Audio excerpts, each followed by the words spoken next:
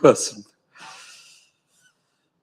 지난 한 주간요, 개인적으로 자세하게 말씀드릴 수는 없지만 어떤 일을 통해서 전래동화 의좋은 형제 이야기가 문득 제 머릿속으로 스쳐갔습니다.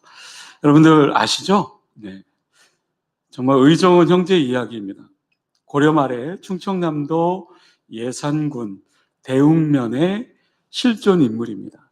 이성만과 이순 형제가 살고 있었다고 합니다. 형제간의 우애가 너무 좋았습니다.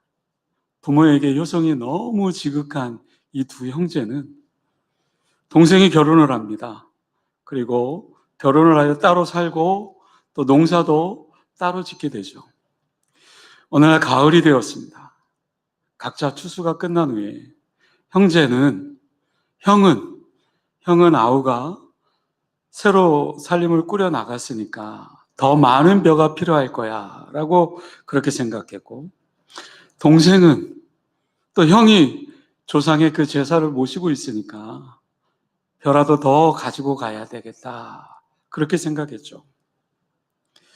형에게 정말 벼섬을 준다고 해도 받지 않을 거라고 생각한 그 동생, 형 몰래 밤에 그 벼 한 섬을 형 집에 몰래 갖다 놓습니다. 형 역시 마찬가지죠. 동생이 벼섬을 받지 않는 거라고 그렇게 생각하죠. 그래서 밤몰래 아우 집에 저 벼 한 섬을 두고 오게 됩니다. 근데 두 형제가 분명히 이 벼섬을 갖다 놓았는데 자신의 그 벼가 줄어들지 않는 거예요. 이상하게 생각했던 이 형제들, 매일 밤 서로의 집으로 그렇게 벼섬을 가져다 두게 되었죠. 그러다 어느 정말 달 밝은 밤에 형제는 서로 마주치게 됩니다. 그리고 그때 비로소 벼섬이 줄어들지 않는 이유를 깨닫게 되는 그 의좋은 형제의 이야기입니다. 부모에 대한 깊은 후회, 또 형제간의 아름다운 우애를 나누었던 이 이성만과 이순 이 형제의 이야기, 이 이야기야말로 정말 코로나 이 시대를 살아가고 있는 저와 여러분들, 또 사회, 또 신앙 공동체 그 어느 곳에든지 따뜻한 이야기이지 않을까 싶습니다. 요한 1서는 두 가지 목적이 있습니다. 하나는 영지주의에 대한 위험성을 경고하는 거고, 두 번째는 하나님과 교제하는 것 같이 다른 사람과 사귐이 있어야 된다. 하나님을 사랑한다면 반드시 내 이웃을 사랑해야 된다. 그래서 오늘 본문 요한일서 4장 21절 말씀 제가 다시 읽습니다. 우리가 이 계명을 주께 받았나니 하나님을 사랑하는 자는 또한 그 형제를 사랑할지니라. 하나님을 사랑하는 자는 분명 내 형제, 내 이웃의 형제를 사랑한다. 여러분, 하나님을 사랑하는 자는 또한 그 형제를 사랑할지니라 라고 요한이 말씀하고 있습니다. 정말 어두운 이 코로나 시대에 형제를 사랑할 수 있는 방법 무엇이 있을까요? 정말 마스크를 쓰고 예식장에서 정말 신랑 신부를 제외한 모든 사람들이 마스크를 쓰고 이 기쁜 날, 이 예식을 함께 할 수 있는 이런 날이 누가 상상했겠습니까? 이 정말 예배 시간에 함께 찬양하고 말씀을 드려야 될 정말 거룩한 이 시간에 마스크를 쓰고 이렇게 예배 드릴 거라고는 누가 상상했습니까? 각자가 서로가 정말 조심하면서 사회적 거리두기를 두면서 점점 더 개인주의적이고 좀 더 이기주의적이고 각자의 그 삶, 각자의 그 신앙을 추구하며 살아가는 오늘의 이 어두운 이 현실 속에서 형제를 사랑하는 그 신앙 공동체가 세워진다라는 것이 얼마나 어려운지요. 오늘 성경 말씀에 하나님을 사랑하는 자는 또한 그 형제를 사랑할지니라. 여러분, 형제를 사랑할 수 있는 방법 무엇이 있겠습니까? 물론 많은 것들이 있죠. 물질적으로 도움을 또 도와줄 수 있는 방법들, 아니면 또 여러 가지가 있지만, 그 중에 상대방에게 정말 따뜻한 마음을 또 전할 수 있는 그 단어가 저에게 마음속에 다가왔는데요. 그것이 뭐냐면 배려입니다. 배려. 이 주제를 가지고요, 함께 정말 형제 사랑, 이웃 사랑에 대해서 함께 은혜를 나누고자 합니다. 배려가 뭘까?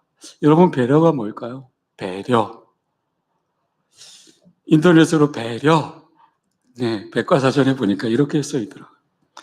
다른 사람의 입장에서 생각하고 행동하는 것. 다른 사람의 그 입장에 서서 생각하고 그것을 행동하는 것이 배려다.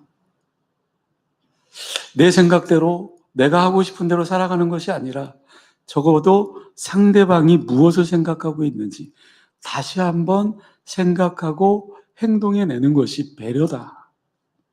좀 어렵습니까? 여보, 예를 들어서요. 여보, 네.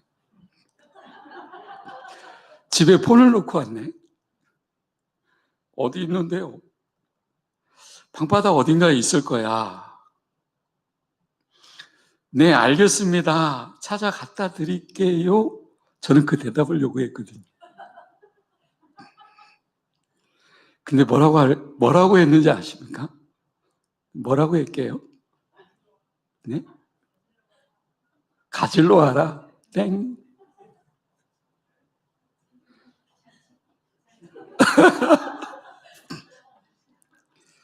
찾아 갖다 드릴 테니 사랑해요 한번 해주세요. 갑자기 너무 무리한 요구를 하는 바람에 제가 전화를 딱 끊어버렸습니다. 끊고 나니까 그런 생각이 들더라고요. 그까짓 것 그거 한번 해주면 어떻다고. 조금 더 내가 상대방에게 좀 더 서로가 그렇게 입장에 서서 생각하고 또 그렇게 대해준다면 그것이 말로 배려이지 않을까 싶은 생각이 듭니다. 제가 보니까요, 성숙한 사회, 또 성숙한 공동체, 미성숙한 사회, 미성숙한 공동체가 그 차이점이 뭘까? 그 사회, 그 공동체 속에 배려하는 마음이 많이 있느냐, 아니면 없느냐, 저는 그 차이인 것 같아요.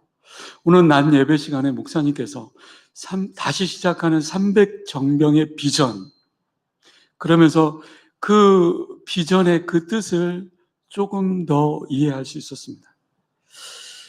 인터넷 백과사전에 요즘 너무 이렇게 딱 치면 나오잖아요. 응집력 있는 공동체, 신앙 공동체가 어떤 공동체일까 쭉 나와 있더라고요.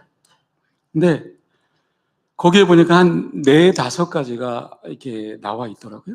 첫 번째가 뭐냐면 서로 간의 목표가 일치한다. 두 번째로요, 신뢰를 바탕으로 의사소통이 원활하다. 세 번째로요, 구성원들 간에 상호 협력한다. 그 외에 많은 기타 등등이 있었지만, 이런 것들을 볼 때 참 진해 영광교회가 응집력이 있는 교회다. 300정병의 비전, 300명의 일꾼, 그래서 1,500명, 정말 진해에서 영향력 있는 그런 교회 분명히 세워질 줄로 믿습니다. 선진국과 후진국의 차이는 뭘까? 어떤 무슨 경제적인 그런 능력이 아닐 겁니다. 정말 그 사회의 약자들에 대한, 힘들어하는 그 사람들에게 대한 나를 떠나서 다른 존재에 대해서 배려하는 마음이 있느냐, 없느냐. 그것이 우리가 생각하는 선진국의 그 모습일 겁니다. 그렇지 않은 곳은 분명히 후진국이겠죠. 같은 신앙 공동체, 어느 공동체도 마찬가지일 겁니다. 수많은 공동체가 있습니다. 근데 어느 공동체에 가야 우리가 편안하고 정말 안정되고 기쁜 마음이 들까? 그 공동체에 가면 자꾸만 가고 싶은 거예요. 그 공동체 그 자체만 생각하면 정말 기쁜 거예요. 언제일까요? 그 공동체 안에 서로가 서로를 이해하는 그런 배려하는 그런 모습이 있는 공동체에 우리는 또 한 번 더 가고 싶겠죠. 그리고 그 시간 동안 편안합니다. 그리고 각각 개개인을 또 만나고 싶어 하고 또 보고 싶어 하고 그리워지는 것이 배려하는 그런 아름다운 공동체이겠죠. 그런데 전혀 배려가 없는 공동체가 있다면 그 공동체에 가려고 하면 우리의 마음과 우리의 생각이 어떨까요? 분명히 그 공동체 숨이 막힐 것 같아요. 생각만 해도 정말 싫을 것 같아요. 발걸음이 떨어지지 않을 것 같아요. 맞지 않습니까? 누군가가 어떠한 사람을 만나는 것도 같을 거라고 생각해요. 어떤 사람을 만나면 만날수록 정말 기대가 되고요. 또 만나고 싶고요. 그 사람과 함께하는 그 순간이 너무 행복한 거예요. 여러분, 그런 사람이 있다면 그 사람은 어떤 사람일까요? 누구보다도 나를 배려해 줄 수 있는 그런 사람을 또 만나고 싶겠죠. 또 만나면 더 기쁘겠죠. 나를 배려해 주는 그런 모습이 있는 그 사람을 만날 때면 또 만나고 싶을 거예요.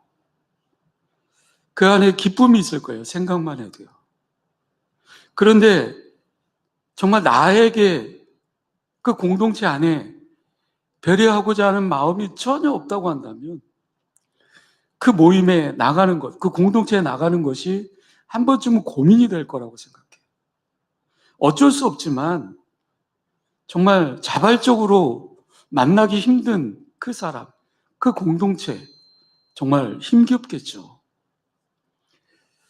저는 저와 여러분, 아니 우리 진해 영광교회가 물론 지금도 서로가 서로를 배려하고 정말 그 사랑이 넘치는 공동체이지만 2020년도 한 해 동안 더 정말 이 배려하는 아름다운 신앙 공동체로 세워져 나갈 수 있기를 주님의 이름으로 간절히 소원합니다. 여러분, 그렇다고 한다면 배려가 뭘까? 아까도 말씀했다시피 다른 사람의 입장을 생각하고 또 그것에 대해서 행동하는 것, 그것이 배려다. 더 쉽게 얘기하면요.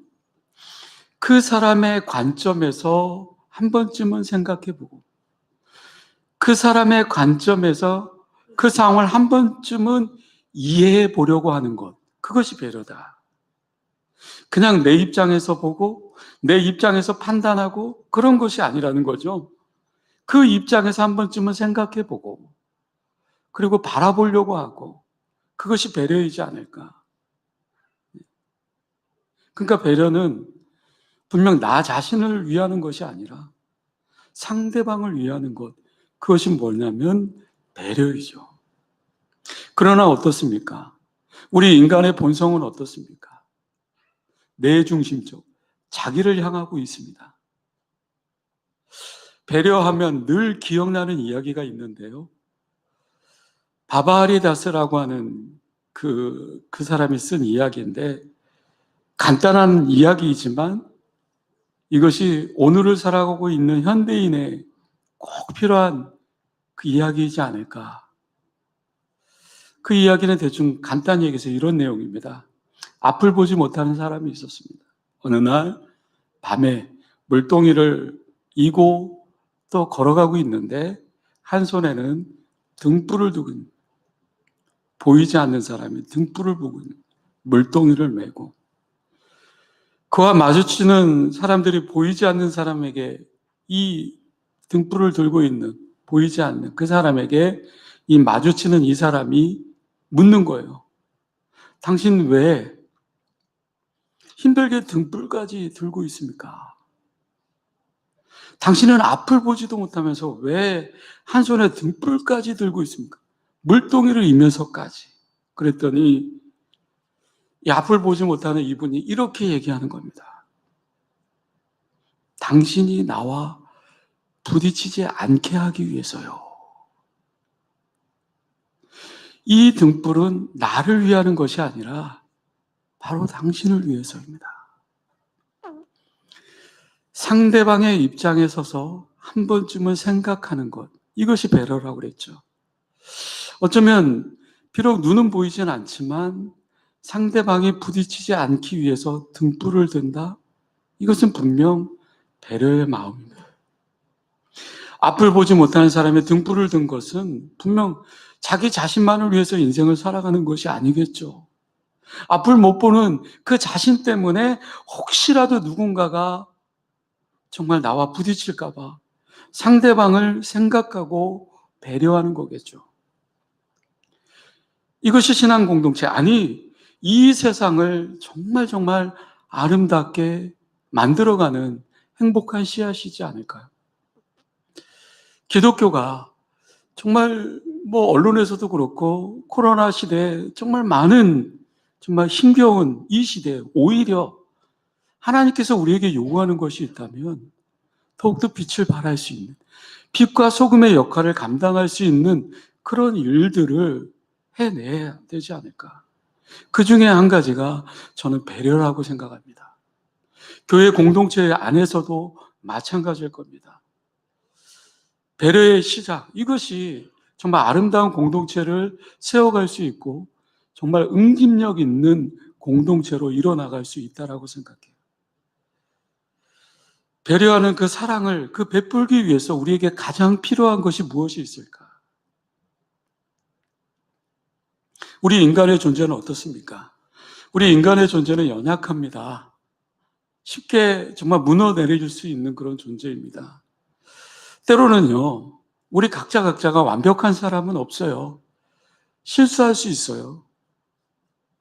그런데 상대방이 실수한다고 해서 그 실수를 정말 비난하는 것이 아니라 품어주는 거예요. 정말 그런 사람을 만나면 그 사람은 어떻겠습니까? 우리는 정말 실수할 수밖에 없는 존재라는 거예요. 저뿐만 아니라 여기 앉아있는 우리 모두가요. 언젠가는 한 번쯤은 넘어질 수 있고요. 앞으로도 한 번쯤은 또 실수할 수 있어요. 그런데 우리가 더욱 처참한 것은 우리가 실수할 때 그 큰 것에만 넘어지는 것이 아니에요.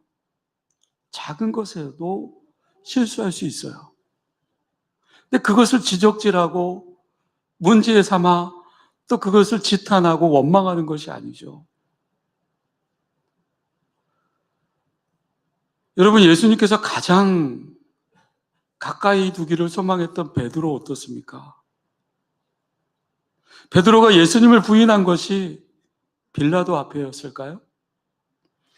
작은 여종 앞에서 예수님을 부인했어요.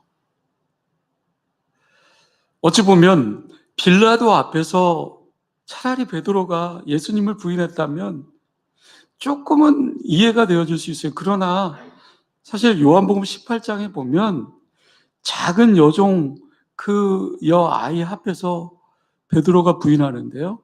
17절에 이렇게 얘기합니다. 문 지키는 여종이 베드로에게 말하되 너도 이 사람의 제자 중 하나가 아니냐? 하니 그가 말하되 나는 아니라. 그것 때문에 베드로의 인생이 더 괴로웠던 거예요. 아주 작은 여종 앞에서. 여러분, 우리가 실패하거나 어떤 유혹 앞에 쓰러질 때요, 정말 대단한 것, 정말 엄청나게 큰 것 때문에 쓰러지는 걸까요? 물론 그런 경우도 있을 수 있겠죠. 그러나 대부분 보면 정말 아주 사소한 것 때문에, 아주 작은 일 때문에 모든 것이 와르르 무너져 내리는 것을 우리는 보게 됩니다. 여러분, 다윗을 보십시오. 다윗이 유혹을 받아서 넘어지게 되잖아요. 어떠한 정말 대단한 그 여왕 앞에서 무너지는 겁니까? 아주 평범한 병사의 아내였지 않습니까? 아주 지극히 평범한 그 병사의 그 아내 앞에서 이 거대한 이 다윗이, 이 왕이 무너져 내린 거예요. 누구에게나 실수, 실패, 고통스러운 겁니다. 때로는 그 한 번의 실수 때문에 치명적인 결과를 낳을 수도 있어요. 그런데 예수님은요, 그 실수한 그 인간의 마음을 너무나도 잘 이해하고 계셨어요. 때문에 이 베드로에게 직접 찾아가서 위로해 주고 격려해 주었어요. 후대에 베드로전서, 베드로후서, 베드로가 정말 거꾸로 십자가에 매달려 죽기까지, 순교하기까지 그렇게 복음 전도를 위해서 회개하고 헌신했던 그 베드로의 모습이 어디서 나오는 걸까요? 물론 예수님의 이 배려하는 그 마음의 시작이었다라는 거죠.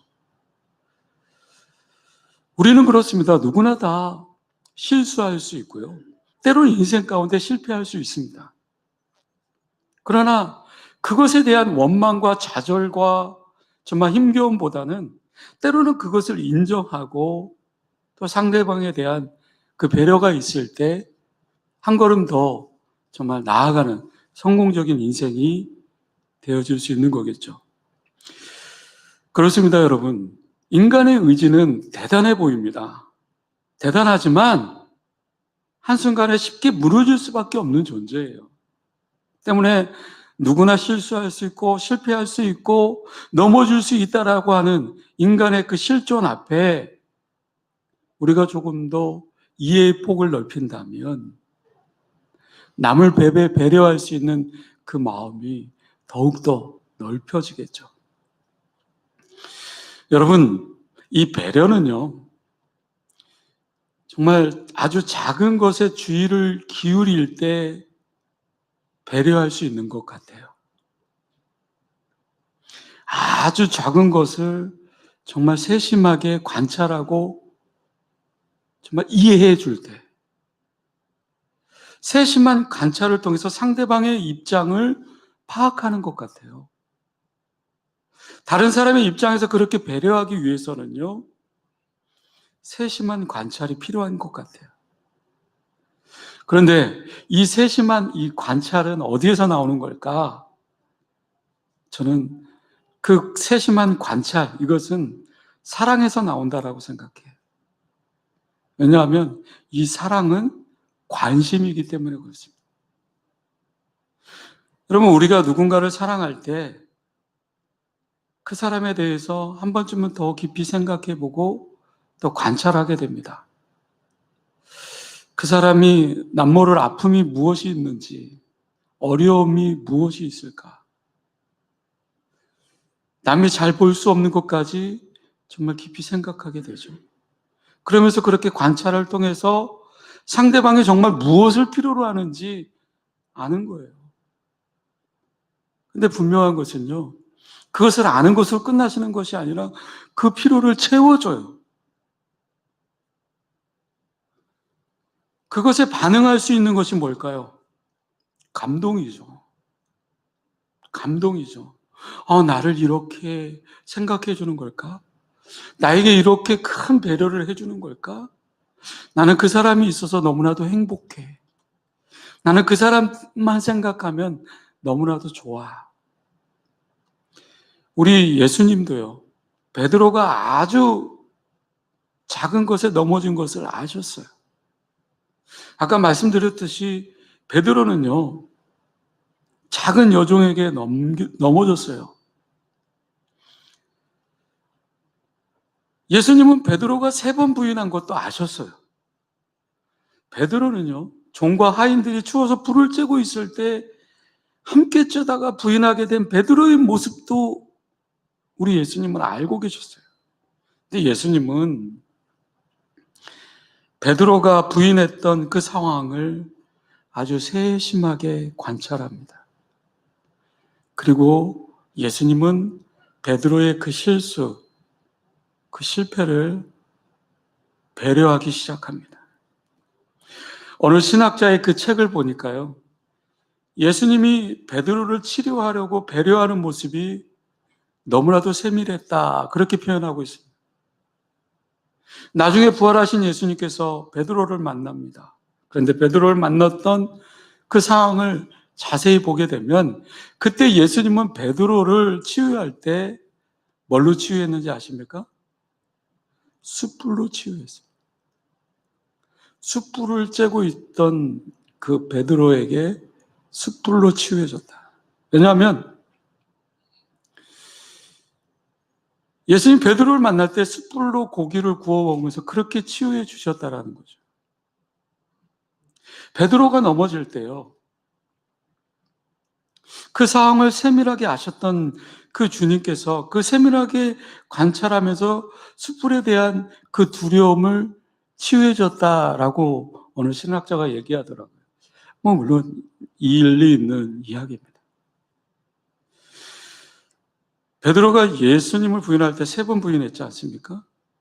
3번 부인했던 베드로에게 예수님은 너는 나를 사랑하느냐? 너는 나를 사랑하느냐? 너는 나를 사랑하느냐? 몇 번 물으셨죠? 네. 3번 부인했기 때문에 다시 3번 고백하게 했다. 그러면서 베드로의 그 상처를 온전히 치유해주는 그런 배려의 모습을 보인 예수님입니다. 그렇게 이야기하는 신학자도 있고요. 하나 더 말씀드리면요, 잘못된 고백을 올바른 고백으로 치유해 주셨다. 마치 예수님께 3번 부인할 때 나 이 사람 잘 모른다고 잘못된 고백으로 부인하고 있었기 때문에 예수님은 이 3번 사랑으로 고백하게 함으로써 잘못된 고백을 올바른 고백으로 이끌어내셨다. 이 신학자도 어찌 보면 굉장히 세심하게 관찰한 것 같습니다. 여러분, 우리가 상대방에 대해서 조금 더 세심하게 관찰을 하게 되면 그 사람을 이해하게 되고요, 그 사람에 대한 배려하고자 하는 그런 마음들이 생겨날 수 있는 것이겠죠. 예수님은 실패한 이 베드로를 회복시키기 위해서 조금 더 세심하게 준비한 것 같습니다. 어쩌면 그 세심한 준비는 바로 그 세심한 배려의 그 열매였다라는 거죠. 여러분, 사랑이라는 게 뭘까? 사랑이라는 것은 상대방이 지금 뭘 필요로 하는가, 그 필요를 알고 그 필요를 채워주는 것이 사랑이지 않을까. 여러분, 물론 저도 그것에 대해서 쉽지는 않을 겁니다. 그러나 조금 더 깊이 이해하고 생각해 본다면 그 남에 대해서 정말 어떠한 필요를 채워주려고 노력한다면, 배려하는 그런 공동체가 또 세워진다면 그 공동체는 더욱더 풍성해질 것이고 아름다워질 겁니다. 저와 여러분이 정말 이 배려하는 마음이 더 넓어지는 그런 한 주가 되었으면 좋겠습니다. 마지막 한 가지 더 말씀드리면, 배려를 하면 할수록 배려를 낳습니다. 아주 작은 것까지 관심을 갖고 채워주는 것까지도 정말 불편하지 않는 그 배려를 받는 사람은요, 배려를 받는 사람은 반드시 그 배려를 또 다른 사람에게 배려를 합니다. 나에게 배려를 해준 사람이든 아니면 다른 사람이 됐든 배려를 받아본 사람은 그 사람이 됐든 또 다른 사람이 됐든 반드시 배려를 하게 되어 있습니다. 예수님의 배려는요, 베드로의 그 과거를 치료해 주었고요, 베드로의 그 과거의 실패를 통해서 다시금 일어서게 됐고 예수님을 향하여 오직 순교의 삶을 살았습니다. 예수님의 그 배려하는 그 사랑으로 말미암아 베드로는 꿈이 회복되었고요, 예수님에 대한 그 사명이 회복되었습니다. 그리고 그 꿈을 이뤄나가게 되었습니다. 그는 과거를 떠나서 이제 미래를 향해서 더욱더 나아가게 되었던 거죠. 그러면 참된 배려는 뭘까? 참된 배려는요, 과거를 떠나서 이제 미래를 향해서 나아가는 겁니다. 여러분들의 삶 가운데서 가장 소중하게 간직하고 싶은 순간이 있다면 아마 어떤 때입니까? 내 인생에 가장 정말 간직하고 싶었던 그 순간. 많은 일들이 있었을 겁니다. 그러나 그 인생 가운데서도 조금 더 힘들었을 때, 그런데 그때 힘들 때 누군가가 나에게 정말 따뜻하게 배려해 주었을 때, 이 배려만큼이나 우리의 그 삶을 풍성하게 하고 따뜻하게 합니다. 배려를 받아본 사람만이 배려할 수 있어요. 저도 그렇게 길지 않은 인생을 사는 것 같습니다. 그러나 생각하면 생각할수록 제 인생 가운데 가장 어려울 때, 힘들 때 정말 배려해 주었던 사람들이 참 많이 있었습니다. 근데 그 순간이 너무나도 행복하고 그 배려 때문에 지금 제가 있는 것 같고 또 그 배려 때문에 내 마음이 조금 더 따뜻해지는 것 같습니다. 여러분, 때로는요, 아주 사소한 거지만 한순간에 그 따뜻한 말 한마디가, 한순간에 따뜻한 그 배려가 상대방의 그 일생을 정말 바꿀 수도 있어요. 그 배려의 그 영향력이 어디까지일까? 정말 한 번의 그 배려가 그 인생을 바꿀 수 있는 그런 놀라운 정말 일들이 일어날 수 있다는 거죠. 베드로처럼 말이에요. 여러분, 예수님의 배려하는 그 사랑을 받는 베드로는 그 인생을 정말 드리는 그 사명을 감당하는 그런 인생으로 뒤바뀌게 되었죠.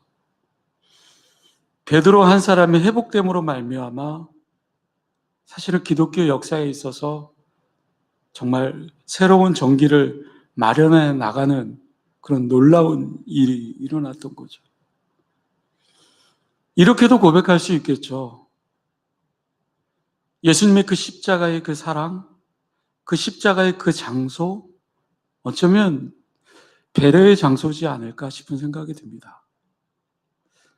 인간의 그 죄를 대신해서 십자가에서 대속의 죽음을 맞이하신 우리 주님. 우리 죄인에게 내려야 될 그 저주를 예수님이 대신 받으셨습니다. 그러면서 우리에게 다시금 새롭게 출발할 수 있는 기회를 열어놓았던 것이죠. 이 십자가의 죽음은 어쩌면 우리를 향한 예수님의 배려이지 않을까요? 우리가 이 십자가에서 받은 그 배려, 그 배려의 그 인생이라고 한다면 어떤 큰 자격이 있어서가 아니라 우리의 죄를 대신 지신 그 예수님의 그 십자가의 사랑, 그 십자가의 그 배려.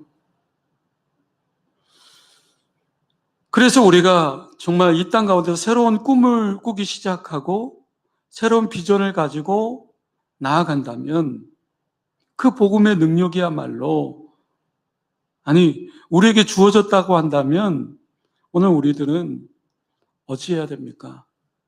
조금 더 정말 상대방을 입장을 생각하고 또 이해할 수 있는 배려의 마음이 있어야 되지 않을까요? 혹시 실수하거나 실패 때문에 고통스러운 그런 분이 있을 수 있습니다. 배려하시는 예수 그리스도께서 바로 여러분들 곁에 계십니다. 주님이 우리와 함께하고 계십니다. 성령님이 우리와 함께하고 계십니다. 때문에 우리는 끊임없이 사랑으로 배려하시는 성령님, 끊임없이 정말 은혜를 베풀기를 원하시는 그 예수님, 그분의 그 배려, 그분의 그 사랑을 받아 누릴 수 있는 그런 인생이 되어야 됩니다. 예수님께서 우리에게 끊임없이 베풀어 주시는 그 사랑과 그 은혜와 그 놀라우신 그 배려뿐만 아니라 우리가 받은 그 배려 또한 형제 사랑, 이웃 사랑을 위해서 조금 더 또 실천하며 나아가는 인생이 되어야 될 줄로 믿습니다. 오늘 예배를 마치고 정말 집으로 들어갈 때 정문을 툭 나가는 순간부터 우리 마음속으로, 우리의 생각으로 작은 것에서부터 정말 무엇을 또 원하는 걸까? 상대방의 그 모습들을 그려보고 또 그렇게 배려할 수 있는 그런 입장에 서서 좀 한 주간 살아간다면 그 믿음의 공동체, 신앙 공동체, 사회 공동체 안에서 각박한 이 세상 가운데 아름다운 좀 하나님의 그 사랑이 싹트게 될 것입니다. 한 주간 배려하는 그 마음으로 승리하는 저와 여러분들이 될 수 있기를 주님의 이름으로 간절히 축원합니다. 기도하겠습니다.